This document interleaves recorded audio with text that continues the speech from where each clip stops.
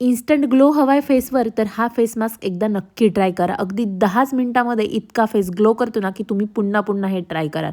तर इथे एक बीट घ्यायचं, ते छान असं किसून घ्यायचं आणि किसून घेतल्यानंतर ना एका कापडामधून त्याचा रस छान असा काढून घ्यायचा आणि रस काढल्यानंतर त्याच्यामध्ये ना 1 चमचा बेसन पीठ ॲड करायचं आणि 1 चमचा ॲलोवेरा जेल हे छान असं मिक्स करून घेतल्यानंतर ना 10 मिनिटं फेसवर छान अशी मसाज करून त्याचं ॲप्लाय करून ठेवायचं आणि 10 मिनिटानंतर फेस वॉश करायचा. तुम्ही इथे बघू शकता इतका जास्त ग्लो आला आणि कुठं पण इन्स्टंट जर आम्हाला जायचं असेल ना, तर मी हा फेस मास्क नक्की ट्राय करते, कारण याने फेसवर एकदम भारी असा ग्लो येतो. आता 3 ते 4 दिवस माहेरी राहून झालं. त्याच्यानंतर आज मला जायचं होतं पुन्हा घरी, तर पहाटेच निघालो होतो. तर भैया, मी आणि वहिनी आम्ही तिघंही होतो, कारण भैयाला जायचं होतं त्याच्या न्यू जॉबच्या जॉईनिंगसाठी पुण्याला आणि वहिनीला त्यांच्या माहेरी आणि मला माझ्या घरी.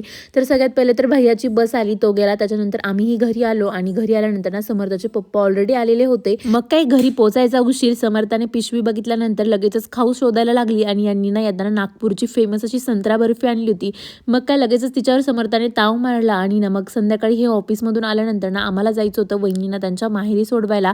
तर तिकडे आलो. तिथे गेल्यानंतर ना त्यांच्या घरच्यांनी मस्त अशी गाडीची पूजा केली आणि आणि समर्थाची ना अजिबात मामीला सोडून जायची ना इच्छा नव्हती, म्हणून ना असं मामीला चिटकून बसत होती. तर असा होता माझा दिवस. Thanks for watching and bye. Follow me.